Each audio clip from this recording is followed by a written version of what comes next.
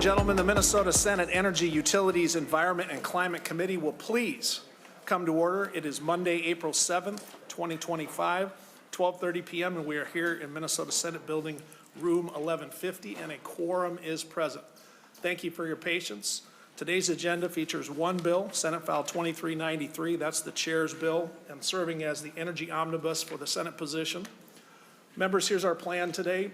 We'll have the fiscal and walkthrough from here. Then I'm going to hand the gavel over to Senator Klein. I'll go to the testifiers table, and we'll have our testifiers testify. It is the intention to lay this bill over until Wednesday, when we will mark it up, vote it out. And so with that, we have a list of testifiers who'd asked to appear. We're asking them to keep their testimony to 2 minutes, please. I do have someone up here with a stopwatch. They'll be courteous, polite, and respectful, and will not make a fuss until about 2 minutes and 5 seconds, and you'll probably hear something from Senator Klein. With that, Senate File 2393, and there is an A3 amendment. This is a delete all, and what I'd like to do is have staff do a little bit of a walkthrough. Ms. Severson, do you want to go first, or Mr. Mueller? Mr. Mueller. Thank you, Mr. Chair. I'll be working first off the spreadsheet and just noting that the changes that the bill has versus the base budget.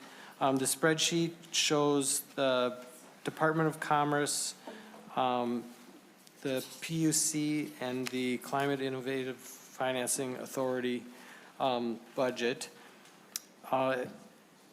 There's another part of the spreadsheet on page 5 that shows the renewable development, or on page 4 of the handout shows the renewable development account, and that's in Article 2 of the bill. Working off the spreadsheet, the last 2 sets of columns, you'll see Senate File 2393 Senate budget, and that column Senate minus Feb is sort of the changes that you'll see versus the February forecast. Lines 6 through 37 show all the general fund direct appropriations that are in the bill. I'll note on line 15, the pre-weatherization and workforce training. What used to show up as a direct appropriation is now in the transfer section. And that is the one general fund item that has a change item. Another change item that is in the bill but is not a general fund item, you'll note on line 40, the extraordinary events bonds from Senate File 999. There is a cost to the Department of Commerce and to PUC. Line 40 shows the cost to the Department of Commerce. This is being carried in the special revenue fund, and there's a assessment language that allows them to assess for these costs. Now, this is only an event that they actually go through with the program.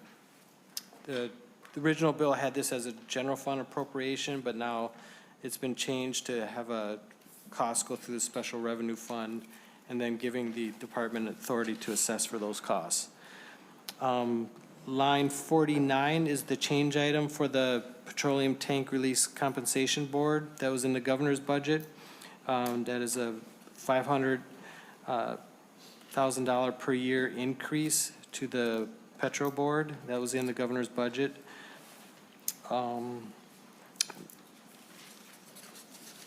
Going on to, so the total changes, the change for the extraordinary event bonds shows up as a special revenue fund change on line 67. On the next page, other than that, everything is base budget in the department. Public Utilities Commission, this again reflects the changes that were proposed by the governor. They were on lines 92 through 97 are the change items. Lines 93 through 96 were in the governor's budget. There was on line 93 an operating adjustment. On line 94 was a technology and maintenance and innovation increase. Line 95, a tribal liaison. And then line 96, natural gas utility planning and coordination. Together, those 4 items have a general fund cost of about, you'll see on line 84, it goes just up to their operating cost of $3.8 million for the 26-27 biennium and a little over $4 million in the out years. All these costs, increased costs, are assessed back to the general fund through the utilities, so it nets out as zero versus the general fund target. The other item I'll note on line 97 is there's also a cost to the PUC for the extraordinary bonds. And again, that will be running through the special revenue fund, and they only can assess the cost, actual costs for that, and then we'll have the assessment authority back. On line 102 is the Climate Innovative Finance Authority. This spreadsheet just shows their base funding. There's not an appropriation in the bill. They get their operating expense through the Climate and Economic Development Fund, and there's a statutory appropriation in that fund to fund the Climate Innovative Finance Authority. So there's nothing in the bill, but I just wanted to make sure it shows on the spreadsheet just because it has a total cost for this budget area. The last thing I want to show is on page 3. And this is where the pre-weatherization and workforce training has been moved down to a transfer. It's now at $1.199 million per year. The base budget was $3.199 million per year, so it's a reduction of $2 million per year from the general fund, and that's a net savings versus the base of $4 million in fiscal year 26-27 and $4 million in the tails, which was the target, which was the general fund target for this committee. And you'll see that down on line 154. So the only general fund change that affects the target is that reduction to the pre-weatherization and workforce training amount. And that was a leftover. There was a base appropriation left over from 2023 when some one-time money, it was about $38 million of one-time money was appropriated in the last budget cycle. And then this was an ongoing appropriation that was left over from that, but is now being reduced in this bill. Next, I'll go to page 4 of the spreadsheet. These are the items that are funded out of the renewable development account. First, I'll note on line 3, you'll see there's interest, income, and adjustments. You'll see in bold there a negative 8.831. This reflects a forecast adjustment to the RDA that was in the February forecast. The Department of Management and Budget made a adjustment to the interest income to account for some wrongly calculated interest income over the last few years, and this results in about a $13 million reduction overall to the RDA that now is being carried over into fiscal year 26. So that reduces the amount of money in the fund. What this proposal is showing is a $20 million increase in spending to the Renewable Development Fund over what was in the base.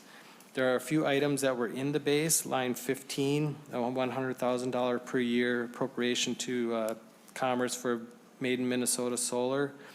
That was in the base. The new items start on line 16. It's a $1.2 million for the University of St. Thomas microgrid. That number is $400,000 that was in the base plus $800,000. The next item is the green hydrogen project, Senate File 1713 at $2 million.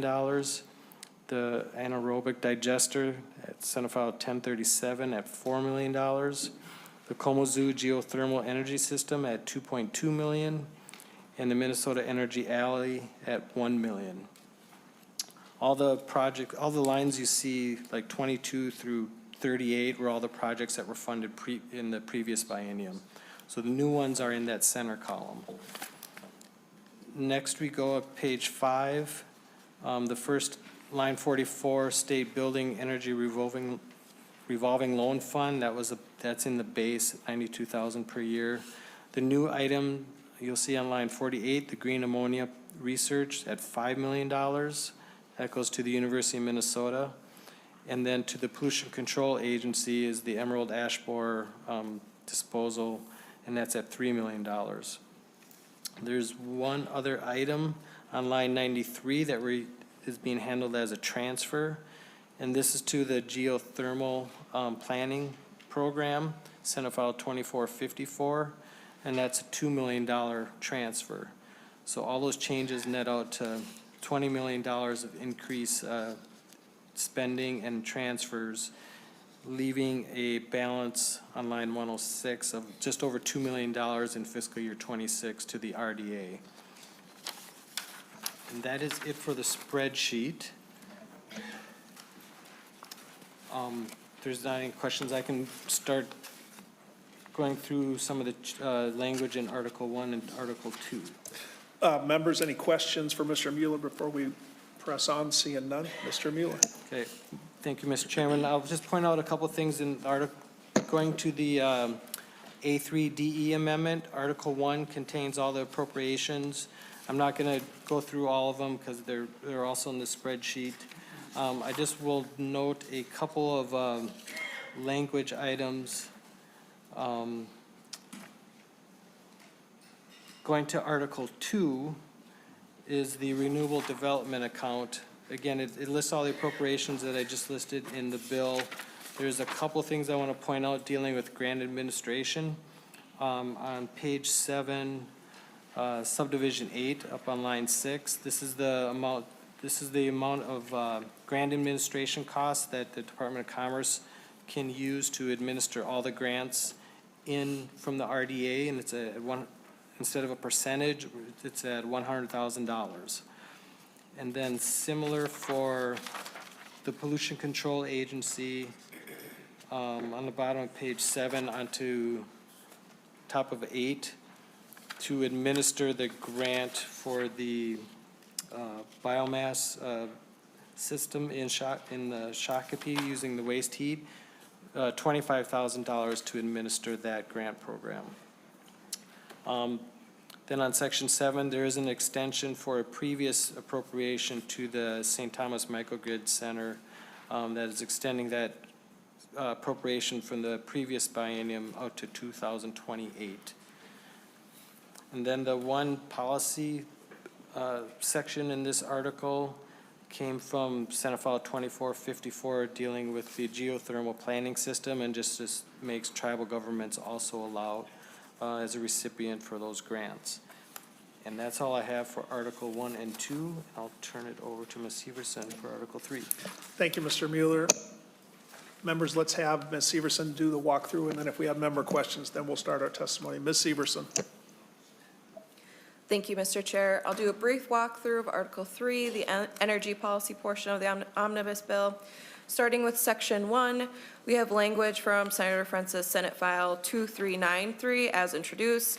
This language makes a technical change to reflect changes made last session.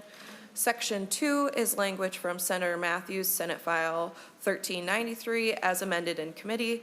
This section explains when environmental review can be considered complete in regards to residential, commercial, warehousing, and light industrial development projects. Sections 3 and 4 are also from Senate File 1393 and defines emergency backup generator and data center. Sections 5 and 6 is language from Senator Rarick's Senate File 1142. This language reflects the language discussed in committee, but now includes a grandfather clause, which states the changes being made in Section 6 only apply to qualifying facilities that begin operations after June 30th, 2025. Qualifying facilities that began operation before that date are subject to Section 216B.164, which is the section of law on cogeneration and small power production. Section 7 is language from Senator Frentz's Senate File 2855, sunsetting the Community Solar Garden Program. Section 8 is Senator Matthews' Senate File 426, which amends the definition of eligible energy technology to allow hydroelectric power of any capacity to be considered an eligible energy technology. Section 9 is language from Senator Weber's Senate File 2018, which amends the carbon-free standard to include electricity generated by a peaking facility that uses only biodiesel fuel for the first 400 hours of each year. Section 10 is language from Senator Hoffman, Senate File 1455, amending the definition of large energy facility to include a facility capable of storing more than 1 million gallons of liquefied natural gas or synthetic gas, which is an increase from the previous standard of 100,000 gallons. Section 11 is language from Senator Matthews, Senate File 1393, which provides an exemption for a combination of energy backup generators at a single site with a combined capacity of 50,000 kilowatts from the Certificate of Need requirement if it's eligible for permitting as a single stationary source under Minnesota rules. Sections 12 to 17 are the remaining sections from Senator Frentz's Senate File 2393. These sections make several technical and conforming changes. Sections 18 to 20 are the last sections from Senator Matthews, Senate File 1393. Section 18 adds a definition of emergency backup generator to Section 216I.02. Section 19 allows an applicant for a combination of emergency backup generators to follow the standard review procedures in Section 216I.07. Section 20 requires an environmental assessment to include a discussion of reasonable alternatives to certain proposed projects. And then for Article 4, I'll pass it back to Mr. Mueller. Mr. Mueller. Mr. Chairman, we will finish off here on Article 4. This deals with the extraordinary bonds for the natural gas utilities coming from Senate File 999. This is as it was amended in committee and then laid over with two changes. One is the language that was having the Department of Management and Budget review the bonds. That language has been taken out. And then I will go to the last page of the bill language where the new assessment has been inserted. That starts on page 42, section 10. That's a technical change to allow the new change on section 11 happen. And this would basically say that the PUC and the Department of Commerce can assess for anticipated costs and then make follow-up assessments for actual costs for when and if this program is ever needed. And this money would be deposited into a new account in the special revenue fund, and then they have the appropriation that comes from that fund. So this would only happen if there are actual costs or anticipated costs. And so that's new language allowing it to happen without a general fund appropriation. And that is it, Mr. Chair. Thank you, Mr. Mueller. Thanks, Ms. Severson. Well done. Members, let's do this. First, let's put the A3 amendment on. Discussion to the A3. All in favor of adopting the A3, say aye. Aye. All opposed, say nay. The motion prevails. The A3 amendment is adopted. Members, questions for Mr. Mueller or Ms. Severson on Senate File 2393 walkthrough as amended? Otherwise, I'm going to go up to the testifiers table, make a few comments, and we'll get started with Senator Klein at the gavel. Member Senator Klein. Mr. Chair, question for you, actually. I thought the flat dollar amount appropriation for administration of grants as opposed to a percentage amount was novel and pretty smart. I'm just curious to be more informed about that. Have other committees done that? Is that a habit that we should adopt here at the Senate? How did you come to your dollar amount? Thank you, Senator Klein. For those that follow the ongoing discussions about grant administration, this is the amount that the agency is allowed to take from the total amount granted. To your question, I hate to be too complicated, but it was on recommendation of SCRFA that we consider it, and the set dollar amounts are there like the rest of the bill to be discussed, debated, but I kind of like it. And Mr. Chair, I know you chair the Commerce Committee. It's a conversation that'll probably continue. So that's my answer, Senator Klein. With that, Senator Klein's going to take the gavel. I'm going to go to the, Senator Gruenhagen.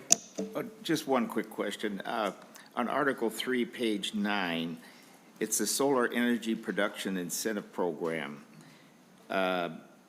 Beginning in 26-25, a $5 million. How does that program work? So is that, if somebody could shed some light on that? We sure can. Senator Gruenhagen, I'm going to go to Mr. Mueller for those adjustments. Mr. Chairman, the language on page 9, the dollar amounts and everything there, that's all existing law. The only thing that's being amended on page 9 is a technical correction down on line 31. Otherwise, everything that else is on that page is already current law. So, Mr. Chair, Senator Gruenhagen. so how does the program work again? How would that 5 million, my question isn't that I see that it's existing law, it's just that, how does that apply? Like if somebody wants to build solar, they can apply for so much credit, or how does that work? Mr. Mueller.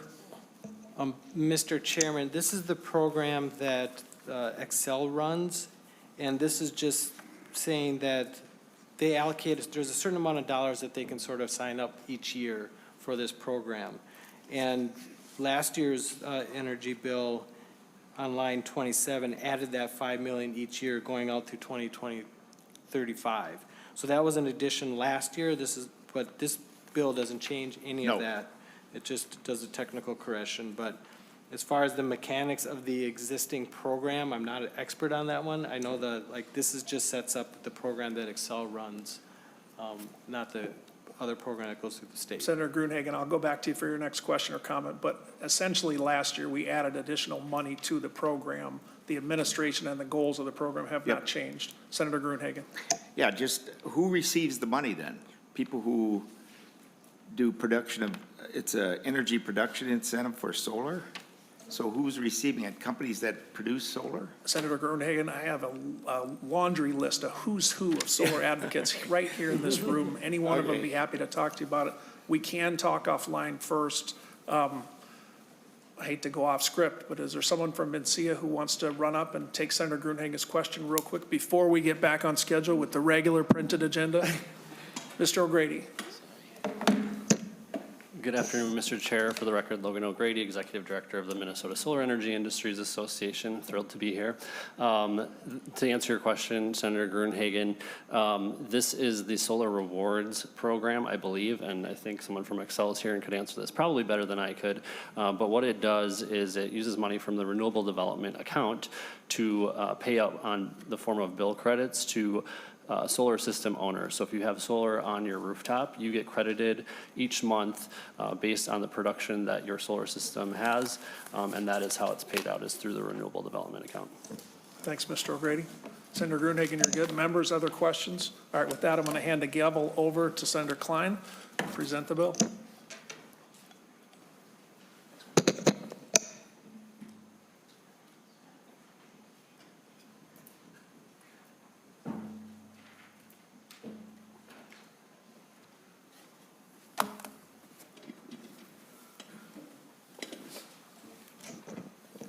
Senator Frentz, welcome to your committee. Senate File 2393 is in front of us as amended.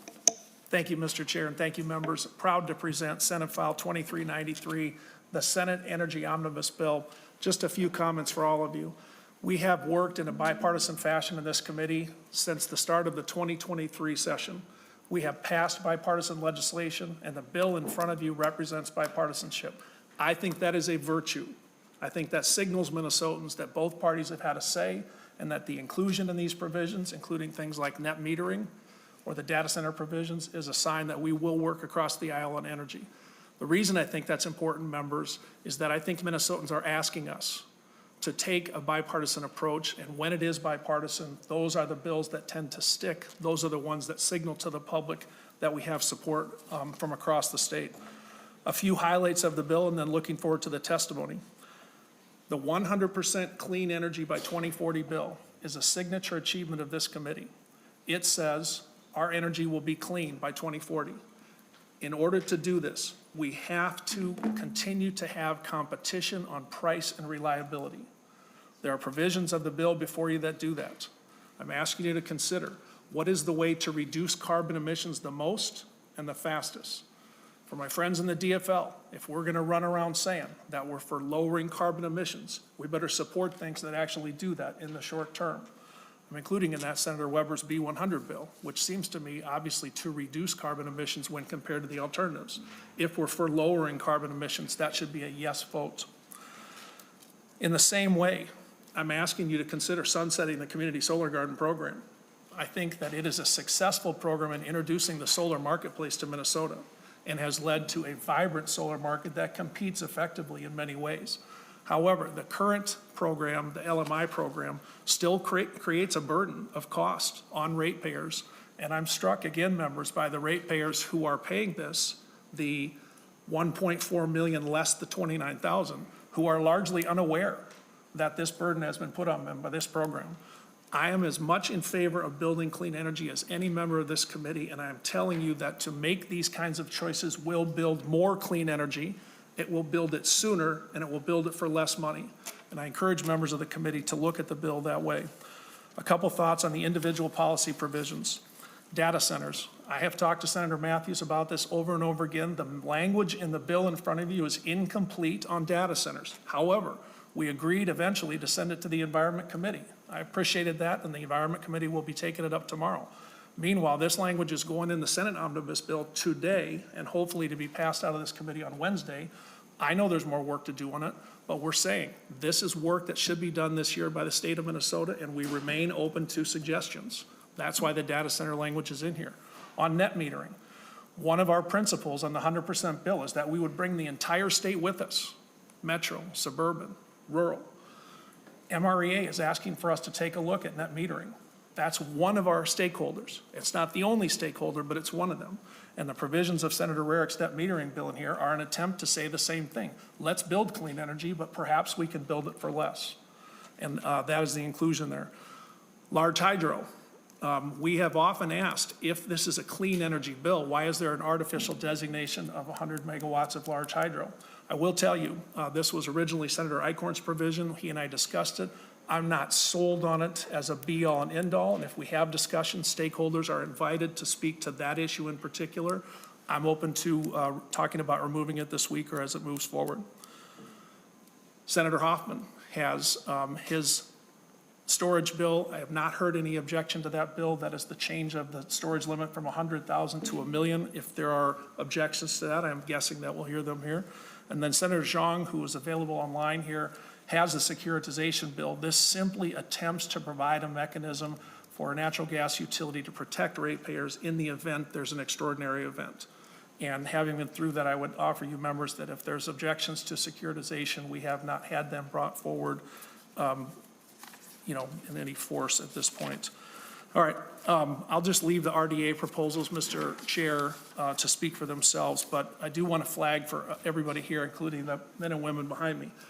We consider RDA appropriations a competition. What is the best, strongest proposal for an RDA use that's within the guidelines that were given?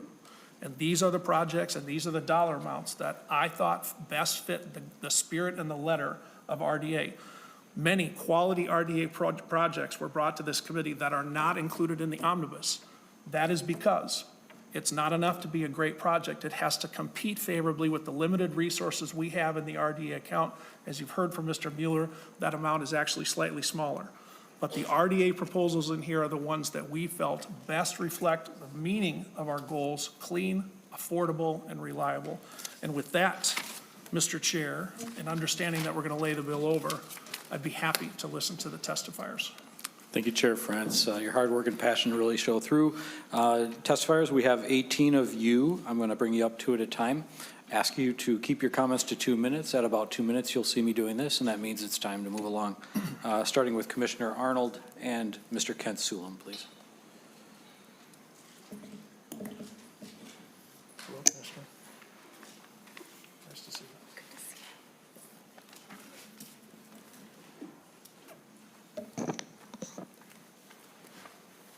Commissioner, welcome to the committee. Please introduce yourself and proceed. All right. Thank you, Chair Klein, Chair Frentz, committee members. I'm Grace Arnold. I'm the Commissioner of the Minnesota Department of Commerce. I'm really pleased to be here today to testify on Senate File 2393. Really appreciate the work of the committee in vetting both the budget and policy items that have come together in this omnibus package. The department recognizes the hard budgetary choices that need to be made, and we really appreciate the investment in the Petro Fund, and while unfortunate, understand the proposal as recommended by the governor to reduce the ongoing general fund appropriation to the pre-weatherization dollars that were authorized a couple of years ago. The department strongly opposed any change to our ability to recover costs to administer legislatively directed pass-through grants. As we've previously reported to this committee, we effectively oversee these grants with about 5% or under of the funding, typically far less, dedicated to administration. We've heard loud and clear from legislators that we need to be diligent when reviewing the use of state grant dollars, and arbitrarily capping administration of funding is at odds with this request. On the bill's policy provisions, we thank you for the adoption of the department's policy changes in our budget bill. We also appreciate this bill's critical first step toward policy that balances the economic development opportunity data centers may present with the need for thoughtful environmental review. We do, however, oppose the sunset of the low and moderate income community solar garden program. The change is both premature and would jeopardize the $62 million in federal funding that we've received for the Solar for All program. We also continue to oppose the net metering changes as proposed. We're happy to continue conversations. As this committee takes the steps to allow the expansion of hyperscaler data centers into Minnesota, we believe that now is not the time to take the options off the table for the development of new renewable energy production. Finally, we hope the Senate will will reconsider the changes that redefine biofuels for use in peaking facilities as carbon-free. That's a question that's currently posed in front of the Public Utilities Commission and requires some complicated analysis through a life cycle analysis, and that's the appropriate place for that question to live. Thank you, Senator Frentz, Chair Frentz, and the Energy Committee for all your work. I know this is a ton, so good to get here to the Omnibus bill, and appreciate the time.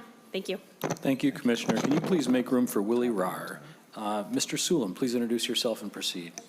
Chair Klein, Chair Frentz, members of the committee, I'm Ken Sulam, Director of Government Relations and Senior Counsel for the Minnesota Municipal Utilities Association, MMUA. I'm here today to express our deep gratitude for the inclusion of Senator Rarick's Senate File 1142 on net metering in Article 3, Section 5 of the Omnibus bill. Net metering is a very important issue for our members, and the language included in the Energy Omnibus bill will ensure a more equitable program. While MMUA has no objection to the other provisions of the Omnibus bill, we would strongly encourage you to consider adopting Senate File 2170, Senator Farnsworth's biomass bill, as an amendment on Wednesday. Thank you for giving us an opportunity to share today, as well as to raise our issues throughout the entire year that this committee has been having hearings. Thank you very much. Thank you, Mr. Sulam. Can you please make room for Tracy Hodel? Mr. Rahr, please introduce yourself and proceed. Thank you. Good afternoon, Chair Frentz, members of the Senate Energy Committee. My name is Willie Rahr. I am Chairman and President and CEO of Rahr Corporation. I'm here today to express my sincere gratitude for your support of Senator Pratt's Emerald Ash Borer disposal bill. This forward-thinking and vital legislation presents a proactive and sustainable approach to addressing the ongoing crisis caused by the emerald ash borer infestation. By supporting the establishment of a dedicated EAB waste wood disposal and processing facility in the West Metro, this investment will have significant and lasting impacts. The funding allocated for this facility is a step in the right direction, ensuring that we're addressing the emerald ash borer crisis in a thoughtful and sustainable way. It not only protects our environment, but also supports the economic well-being of our communities. We're deeply grateful for the community's leadership and foresight in supporting this essential initiative. Thank you once again, and we look forward to working with you as the bill progresses. Well, thank you, Mr. Rahr. Can you please make room for Jenny Glumack? Ms. Hodel, please introduce yourself and proceed. Thank you, Mr. Chair, members of the committee. My name is Tracy Hodel. I'm Public Services Director for the City of St. Cloud. I am the project manager for the city's exciting green hydrogen project. So first and foremost, I just want to thank this committee, Senator Frentz, for all your work on this bill. We're very excited to be included within this Senate energy bill. This project is truly groundbreaking. It is first of its kind in the world and will spear hydrogen development and use within the state of Minnesota. It will bring energy costs down. It will also bring manufacturing jobs. It will revolutionize the transportation sector, and we already have a significant amount of project partners within this green hydrogen project, especially in the manufacturing and the transportation sector for this. So thank you so much for including this. I do want to point out that $2 million of the $3.5 million is awesome, and we thank you. And that will cover the costs associated with the equipment part of this project, but it will not cover the installation costs. So something just for this committee to keep in mind as this bill progresses, as we'll likely have to look for some additional funding for that funding gap. But again, thank you so much for including this into the bill at this stage, and look forward to continuing to work together as this progresses, and for everybody's work on this bill. We appreciate it. Thank you. Well, thank you, Ms. Hodel. Can you please make room for Annie Levinson-Falk? Ms. Glumek, please introduce yourself. Good afternoon, Mr. Chair and committee members. My name is Jenny Glumak, Director of Government Affairs for the Minnesota Rural Electric Association. We are the statewide association representing the 50 not-for-profit electric co-ops who provide power to 1.7 million member owners. MREA appreciates the opportunity to testify in support of Senate File 2393. Thank you, Chair Frentz, very much for including Senator Rarick's bipartisan net metering provisions. Minnesota's electric cooperatives are member-driven and have a responsibility to provide safe, reliable, and affordable electricity while ensuring fairness amongst all members. The current net metering law is outdated, inequitable, and expensive. Minnesota is the only state that allows individuals to install oversized solar arrays that produce excess energy for profit in cooperative territory.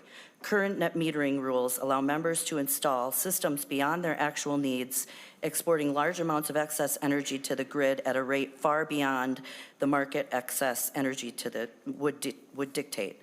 This shifts costs onto our members. Without solar, many of whom cannot afford it or lack the option to install it. This is neither fair nor sustainable. There have been many misconceptions as to what this bill does. The language in this bill enables homeowners to still receive retail credit for solar energy they use to offset their own energy consumption. Only excess power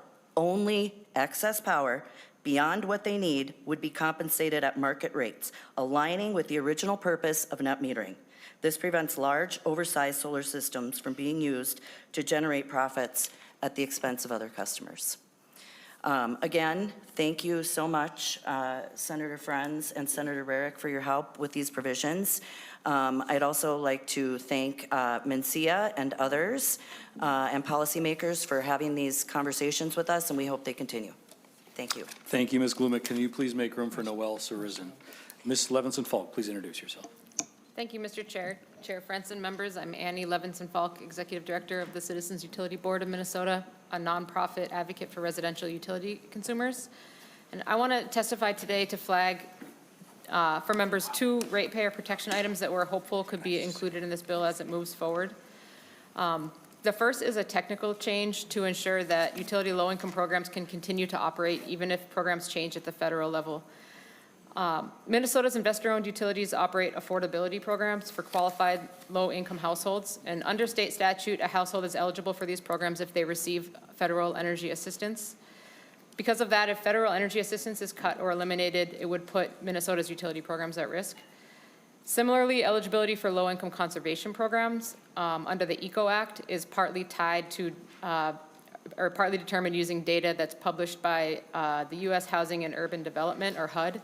And if HUD were to stop publishing that data, or even if it moved to a different federal agency, it would harm the utility low-income conservation programs. So we've worked with the Department of Commerce, program administrators, and the utilities to develop a technical fix to this issue, which we hope can be included in this bill. And I apologize for not raising this earlier in session and kind of bringing something last minute, but it was triggered by federal changes affecting the energy assistance program last week. The second item relates to data centers. Members are well aware of the enormous new electrical demand that's coming from the growth in large data centers. Everyone agrees that data center companies should bear the full cost of providing that electricity. And I testified in this committee early in session about the kinds of actions that would help to ensure that ratepayers are protected from cost shifts as infrastructure is built to serve data center customers. On this topic too, we've worked with other parties to develop legislative language to protect ratepayers, and we hope it may be included in this bill. Thank you very much for the opportunity to speak, and I'd be happy to answer questions at the appropriate time. Thank you, Ms. Levinson-Falk. Senator Frentz has a response. Can you please make room for Aurora Votrin? Senator Frentz. Thank you, Mr. Chair, and thank you, Ms. Levinson-Falk. I'd encourage you to provide the technical language to Mr. Klein. That's something that sounds like we could work in at the next stop. So happy to have that, and appreciate the teamwork. Thanks, Mr. Chair. Ms. Sarizin, please introduce yourself and proceed. I'd like to thank the chair and the committee for allowing me to testify for you today. My name is Noelle Saracen. I serve as the political manager at MN 350 Action, a climate justice organization committed to advocating for a sustainable, just future for all Minnesotans. We also played a key role in advancing the 100% clean energy bill through the legislature. I'm here today to express our significant concerns with Senate File 2393. This bill includes several provisions that rather than address climate change could perpetuate harmful practices and disproportionately impact frontline communities. These provisions include, but are not limited to, the inclusion of B100 biodiesel as a carbon-free fuel for peaker plants and sunsetting the community solar garden program. The term carbon-free is defined as any technology that generates electricity without emitting carbon dioxide, as outlined on lines 14.19 and 14.20 through the bill.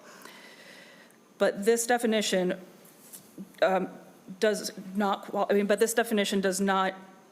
let biodiesel qualify. Research shows biodiesel not only emits carbon, but also more nitrous oxide than regular diesel, contributing to air pollution, smog formation, and subsequent health problems for surrounding communities. Furthermore, the demand for crops needed to produce biodiesel has led to a decline in small and medium-sized farms, disproportionately affecting non-traditional farmers, including Black, Indigenous, and Asian communities. A more equitable and effective solution to our energy needs lies in programs like the Community Solar Garden. Nearly 30% of Minnesotans are renters. The Community Solar Garden offers them, as well as those who cannot afford solar panels, a pathway to access clean, renewable energy.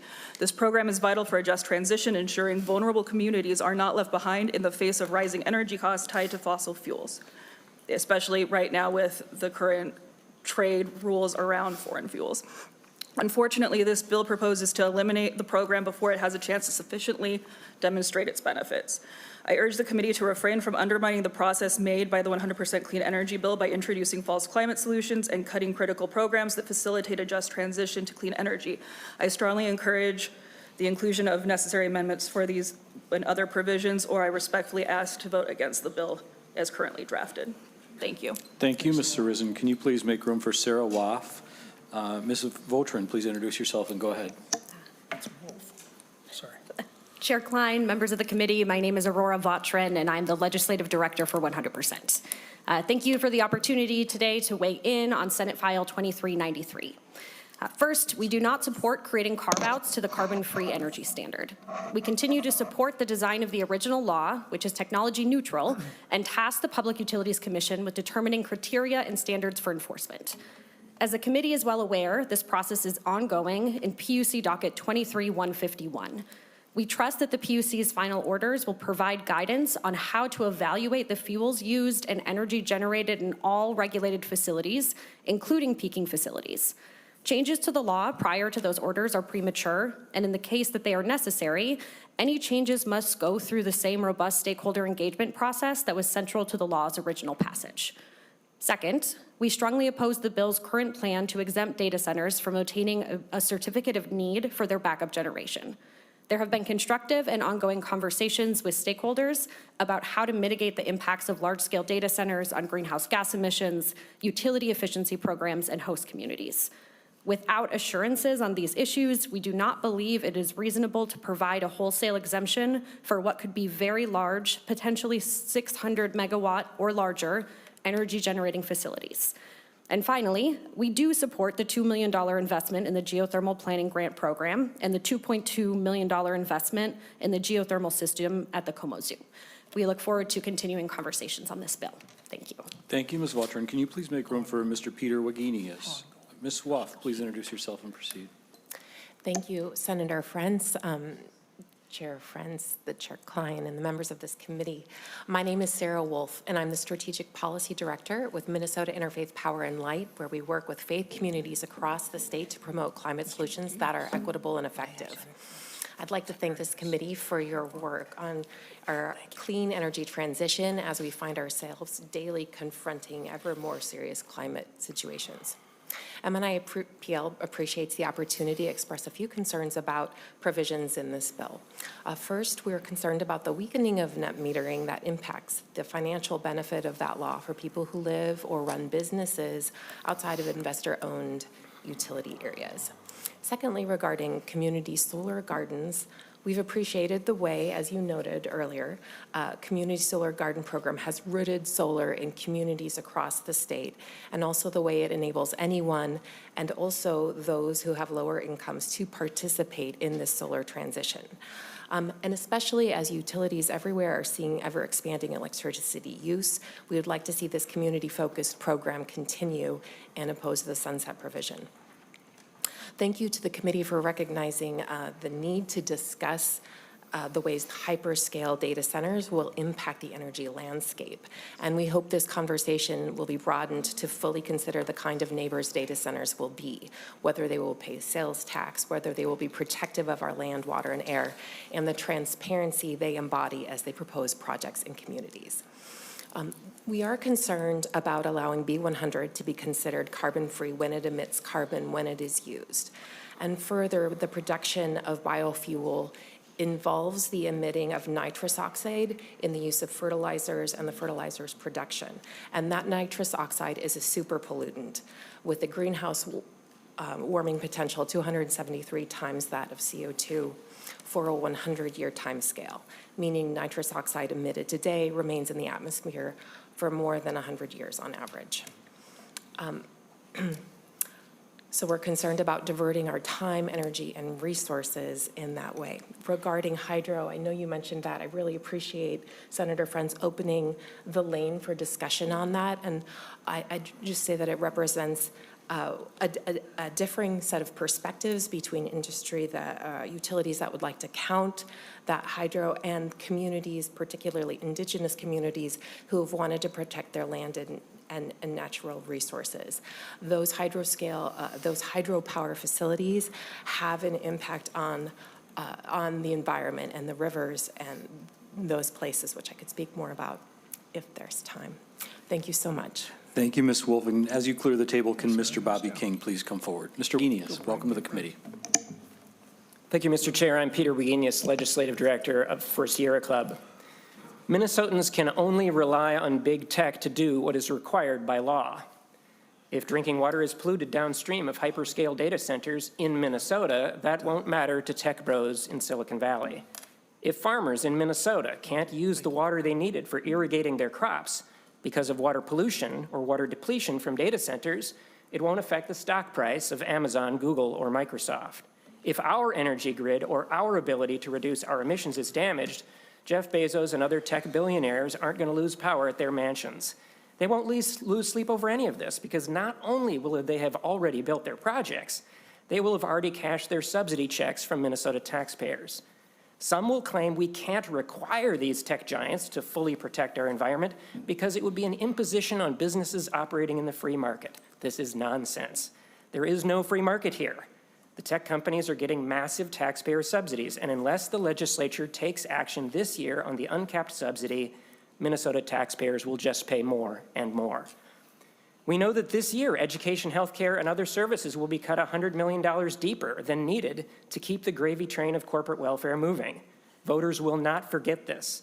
Americans of both parties and of no party are angry at seeing their country handed over to the billionaires of big tech. Americans' anger is visible in Wisconsin and in town halls across the country. This anger is growing. If Minnesotans are to be protected from threats of data centers, it will only be because legislators insisted on it, and Senate File 2393 doesn't do that. Sierra Club also opposes weakening net metering, repealing community solar gardens, and especially undermining the 100% carbon-free law. Thank you for the opportunity to testify. Thank you, Mr. Wegenius. Can you make room for Mr. Charlie Ryback, please? Mr. King, welcome to the committee. Please introduce yourself. Mr. Chair, committee, my name is Bobby King. I'm the Minnesota State Director for Solar United Neighbors. We help folks around Minnesota go solar through education and coordinating group buys. Wanted to speak in opposition to the provisions in the bill that severely weaken net metering and rural electric cooperative and municipal territory. First, I just wanted to speak about the cost shift argument. I don't believe really there is a cost shift, and there certainly hasn't been demonstrated in testimony specifically what the cost shift is. The way net metering works is if I'm producing more solar than I currently can use on site at my home or my small business or my farm, it goes onto the grid, my neighbor uses it, but the rural electric co-op or the muni charges them. for that electricity that they didn't provide. So I get a credit equal to that rate. So it's a wash. It's just as if they used less power that day. And it's especially on a cost shift at the very low level of penetration we have in Minnesota now of small-scale solar. It's below 1% in 152 of the 168 munis in rural electric co-op territories. Lastly, on the cost shift issue, there is a mechanism for rural electric co-ops to recover any costs if they think there is one through a solar access fee. They're already empowered to do that, and many of them do it.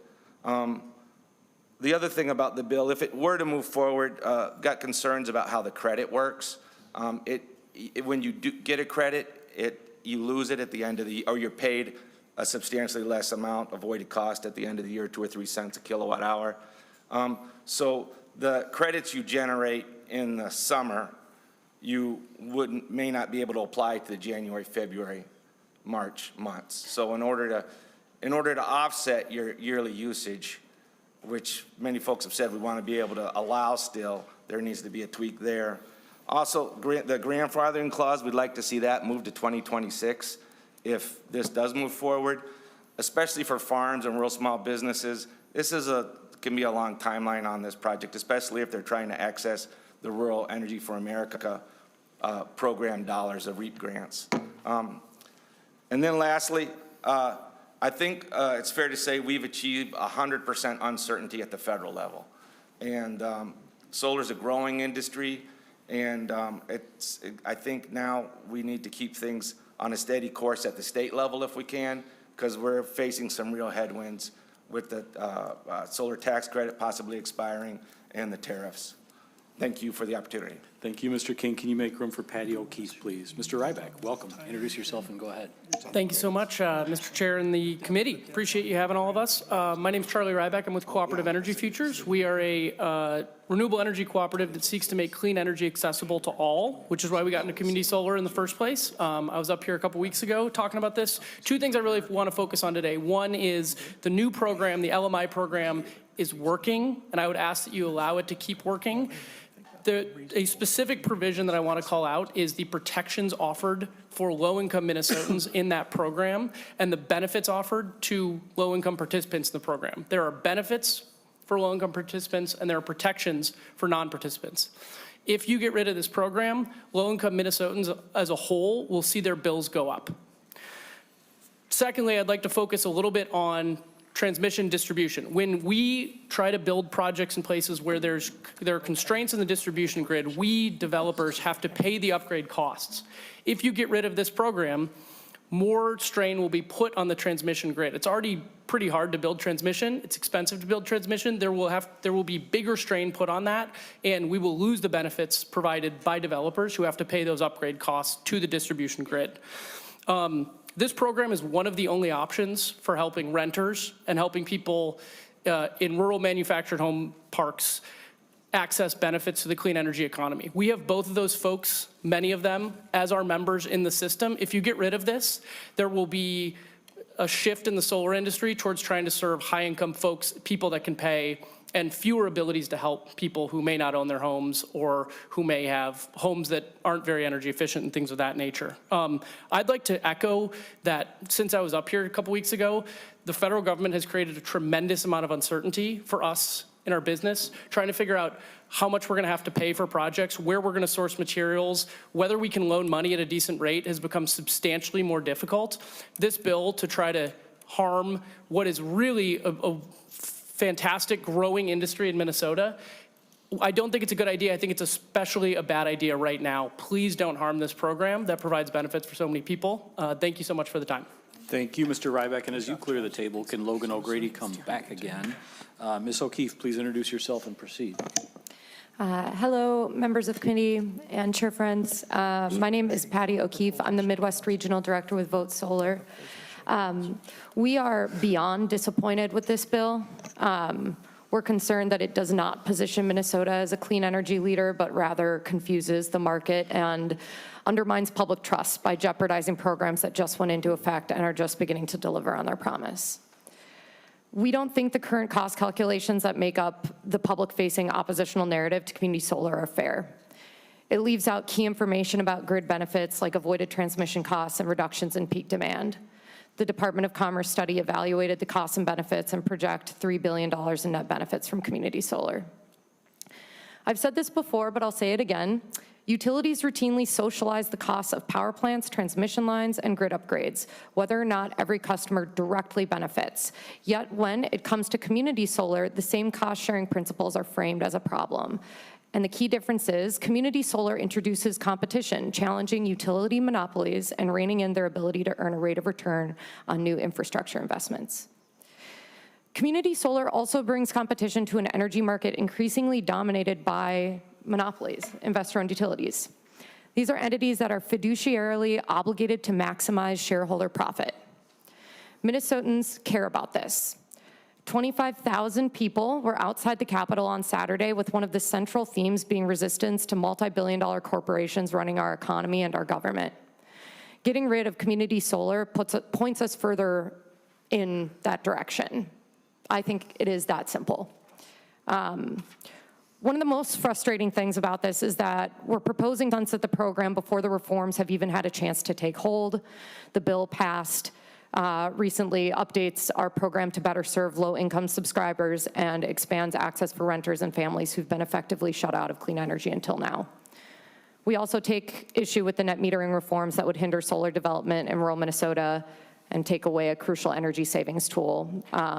We're discouraged about the conversation around data centers and how a lot of the negotiation has prioritized negotiating with Amazon and multi-billion-dollar corporations instead of environmental advocates and people directly from the communities who are being affected.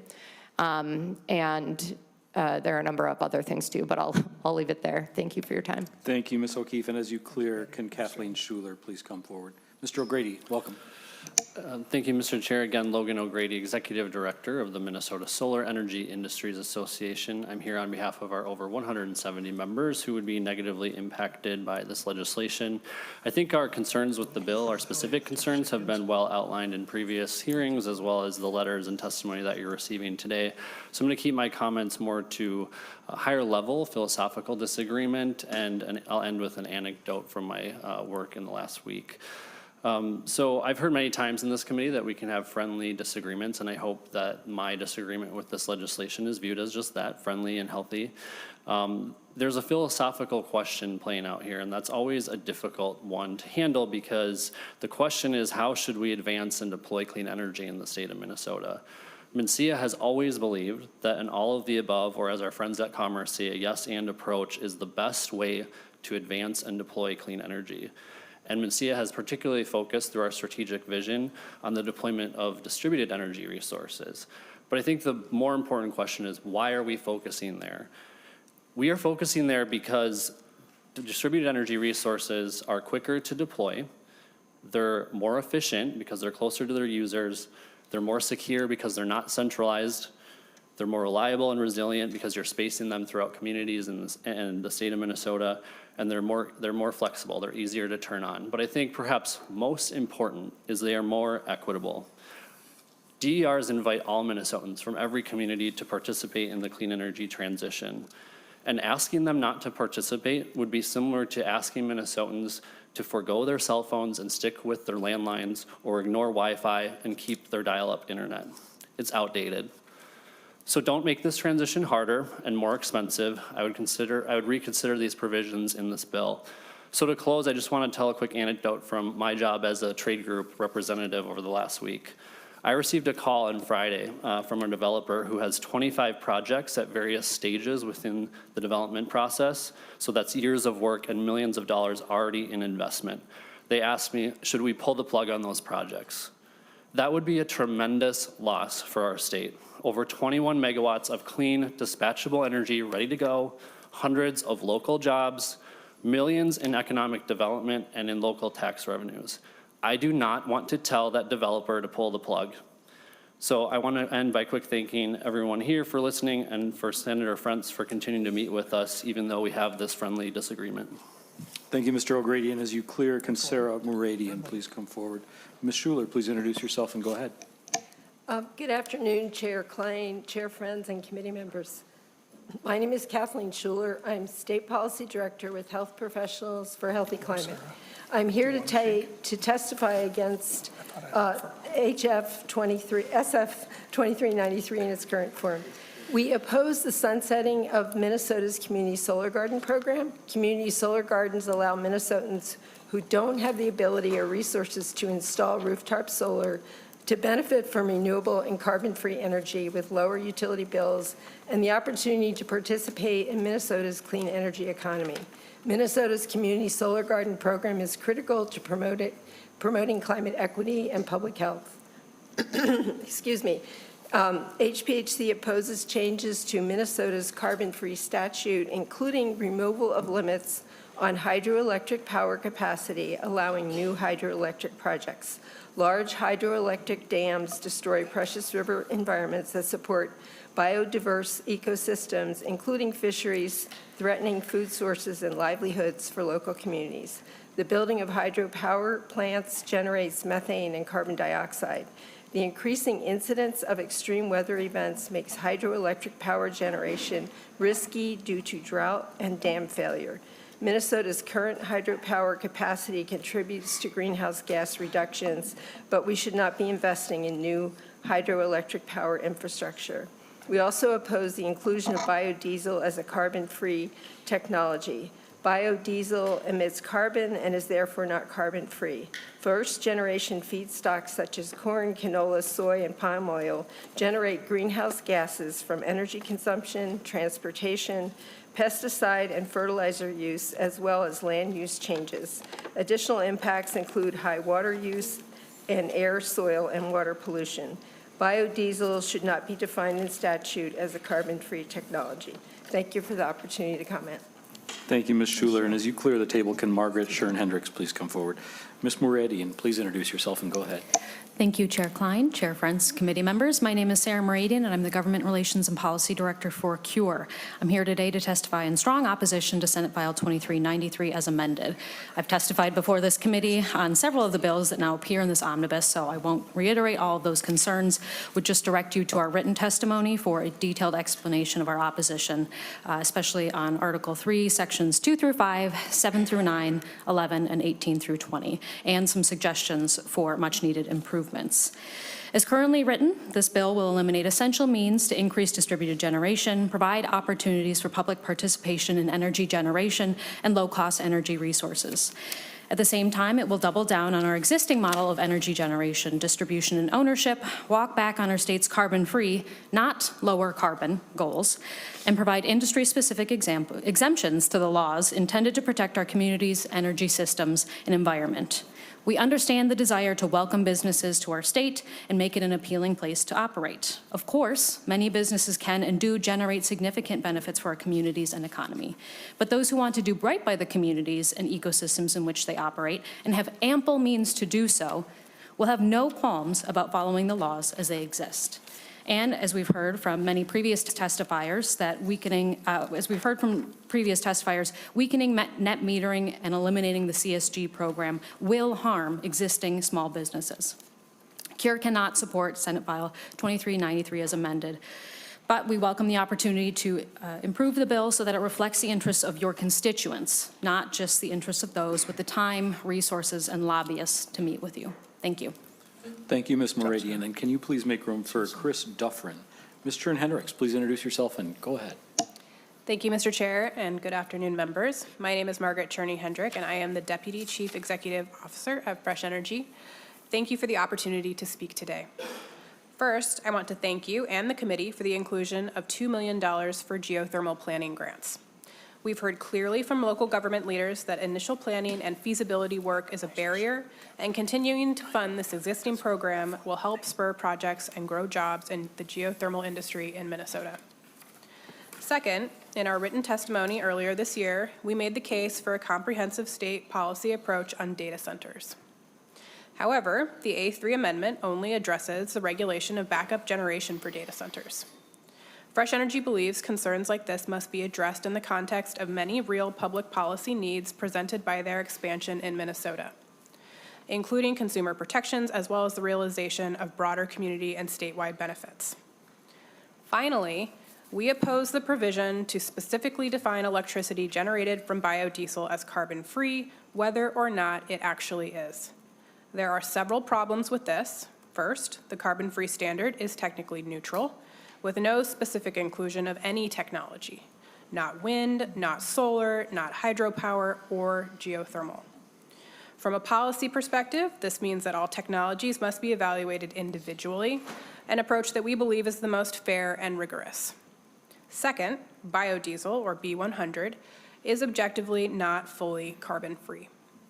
You don't have to take my word for it, though. The Clean Fuels Alliance, which is the national trade association for the biodiesel industry, claims that biodiesel can reduce emissions by more than 70% on average, not 100%.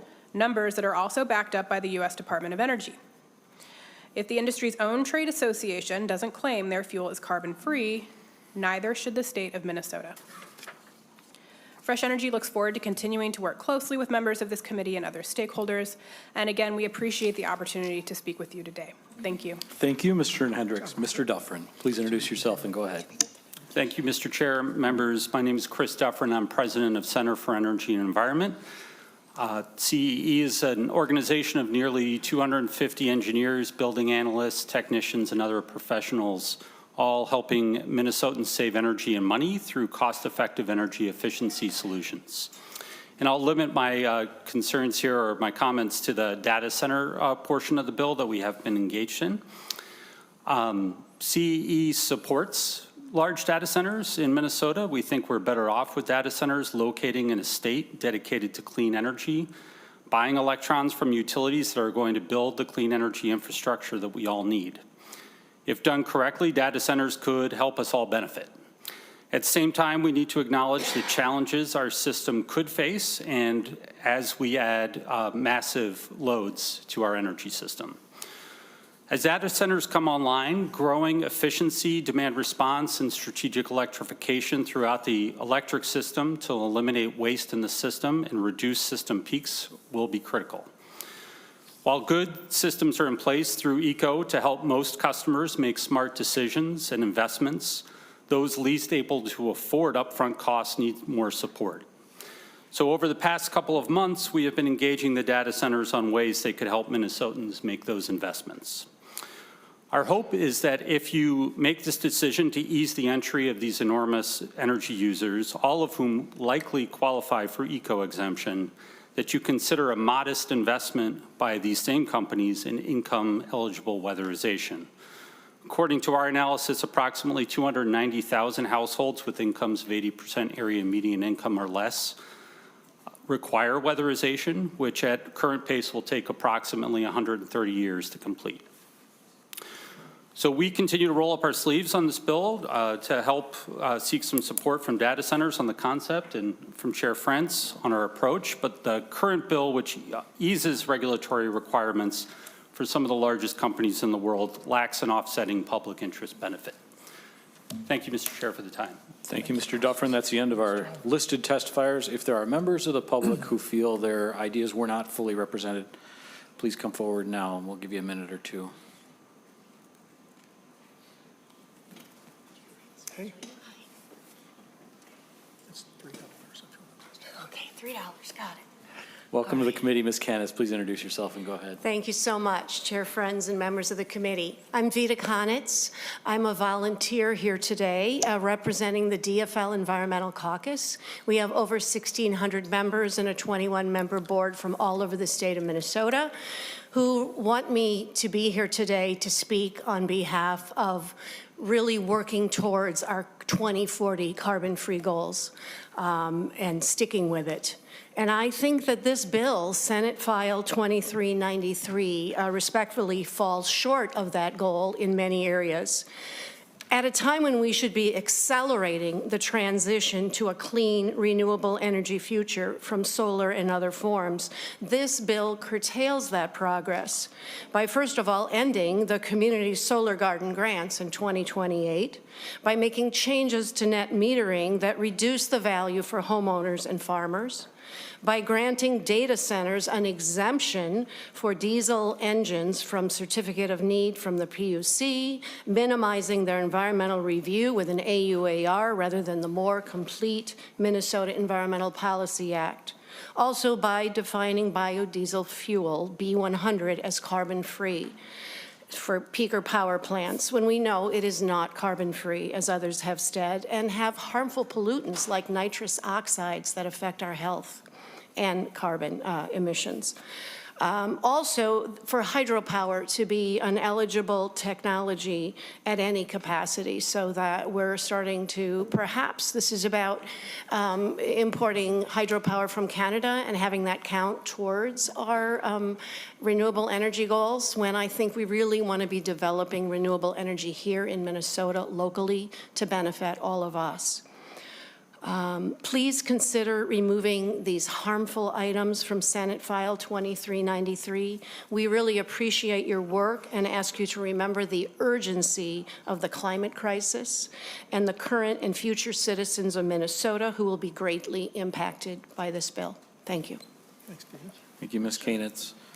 Senator Frentz, would you like me to go to member questions and comments? Yeah, I have a few closing remarks, but maybe member questions or comments first would be appropriate, Mr. Chair. Members, any? Senator Weber. Thank you, Mr. Chair. Senator Frentz, of the general fund monies that are being allocated for the Department of Commerce or the PUC, in light of the impending budget problems of the state of Minnesota, are any of those funds designated for additional state employees? Senator Frentz. Thank you, Chair Klein. Thank you, Senator Weber. We have additional PUC employees to help. I forget the number. We can maybe ask Mr. Mueller, but those are ratepayer reimbursed. So the answer to your question is yes. I don't know if I can give you the number. Council. Mr. Mueller might. Mr. Chair, the PUC increases that were in the governor's budget, I'm just going by the FTEs that were in the governor's information. The natural gas utility planning was 3 FTEs, and the technology staffing was 5 FTEs, and the tribal liaison was 1. And I don't know if the PUC has any change from that, but that was included in the governor's budget information. Senator Weber. Thank you, Mr. Chair. And so, and all those are, can be charged for? Is that what you're saying, Senator Frentz? Senator Frentz. Thank you, Mr. Chair. Thank you, Senator Weber. Yes, that would be brought to the ratepayers. And we did review it after the governor made his proposal, and I'm including it. I think that's a better approach than the alternative, which is not to include it. But like everything else, open to discussion as we go forward. Thank you. Other questions or comments from the committee? Senator Matthews. Thank you, Mr. Chair. Thank you for the walk through this bill. There are some good pieces that are in here. There's still some questionable items on some of the spending that we've seen and had testified in here. There's also some pretty glaring omissions that were left out of the bill. And I'm sure we'll talk about some of them this week. The one I did want to ask you about, Senator Frentz, is you picked up several pieces around the wood products and left out Senator Farnsworth's bill that one of the testifiers mentioned. Wondering if you had an explanation or reasoning for that, as we saw like the Pratt bill included, some of the others in there.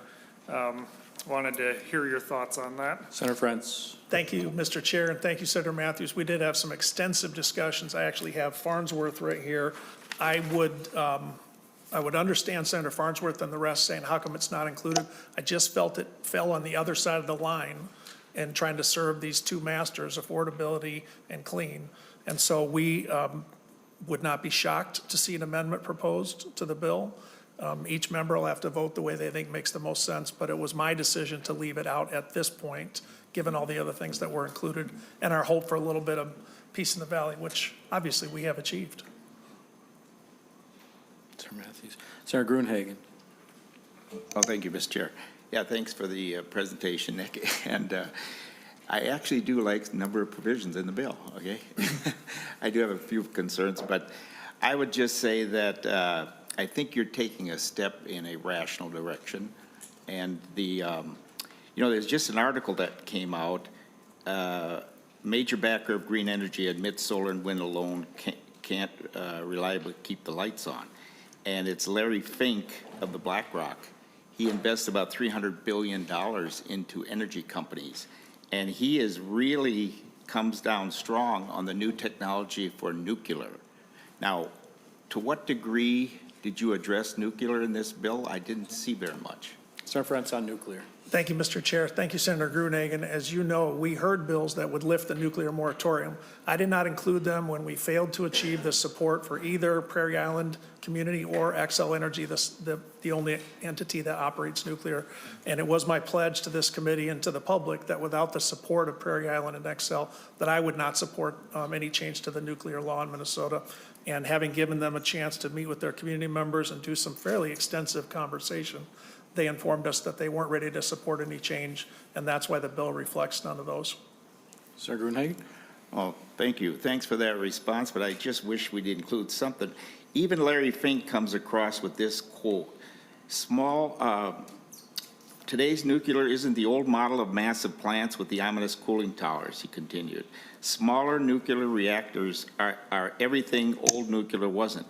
Cheaper to build, safer to run, and you can build them anywhere, and they provide base load electricity.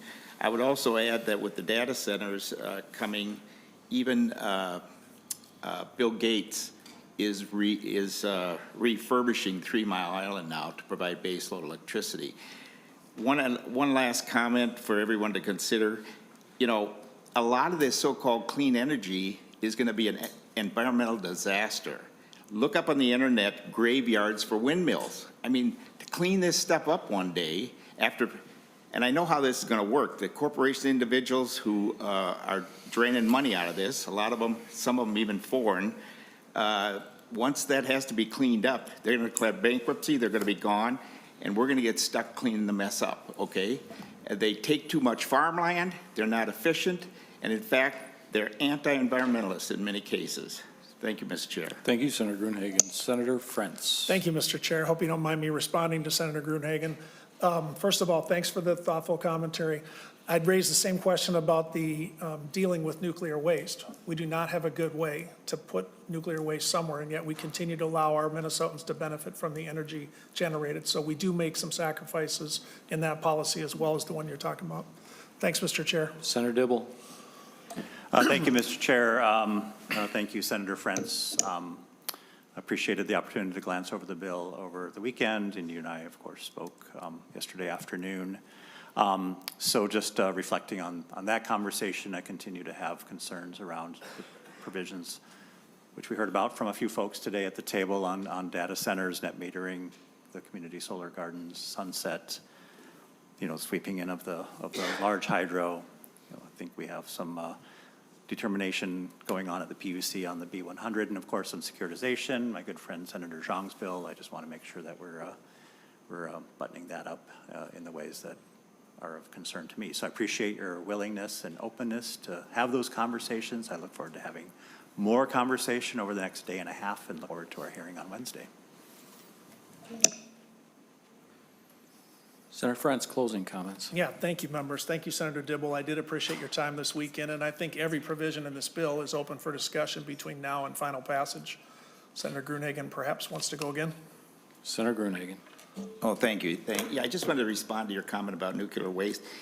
Again, you do your research on that, and right now, approximately 96% of spent nuclear fuel can be recycled with the, and then it goes on, et cetera. So we're reaching the point of almost 100%. There's small nuclear things. This is the future. It's going to provide base load, inexpensive, penny cheap electricity, and yet we're turning our back on that here in Minnesota. I think that's a disappointment. But I still like some of the provisions in your bill. Closing comments. Thank you, Mr. Chair and members. A few of the things that were brought up here I want to touch on. First of all, members, the question is not ideological purity on the 100%. The question is what causes the least emissions to go into our air. We have alternatives. For those members of the public who testified about B100, I understand nitrous oxide is emitted. I also know how much is emitted when they run those backup generators with regular diesel, which is the alternative. It's higher. And so one of the things we have to ask ourselves is if that is really your goal, clean energy by 2040, and you want to reduce carbon emissions because of climate change, which costs us plenty, by the way, even if all we care about is money, I think you want to look at the B100 provision. I point out for the members of this committee who may have already known this, but B100 received a yes vote bipartisanly 2 years ago. Likewise, a revision of the Community Solar Garden Program was a part of the Senate Omnibus bill as we went into conference committee in 2023. I have remained open to discussions about how to change the new program, the LMI program, to something that doesn't impact non-subscribers. As I sit here, I have not received a proposal of any type to do anything other than to continue with it. And I would just say to my friends who are suggesting that the cost impact is not important, I would say, how are we supposed to get the public to go with us if we tell them that we're purchasing a type of energy at a way that is not the most efficient? We have utility grade solar. We have solar that's available on the marketplace. We can buy it at a certain price and we know it. And how do we know it? Because we can see the fuel clause as reported by Xcel Energy each year. What it told us last year about the Community Solar Garden Program is that ratepayers, that's the 1.4 million, paid $262 million. That's added to each and every person's bill, and that includes low and middle income. Those charges represent about 29% of the fuel clause. The solar energy purchase represents about 4.5% of the energy procured. So it's obvious that we can buy it more efficiently. And as I've said to this committee many times, Mr. Chair, the lower the cost, the more we can buy. Our energy demand is going to double in the next 25 years. I think that's widely accepted. We better ask ourselves how to build more faster. I do respect the idea that we want Minnesotans to be involved. Community solar allows people to sign up. Does it have to be a program that has an impact on the non-subscribing ratepayers?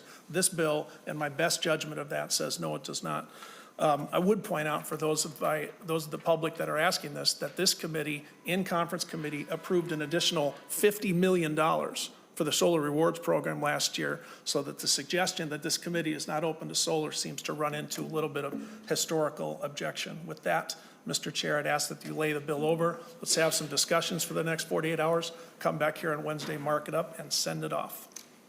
Thank you, Senator Frentz. Senate File 2393 as amended is laid over. Committee is adjourned.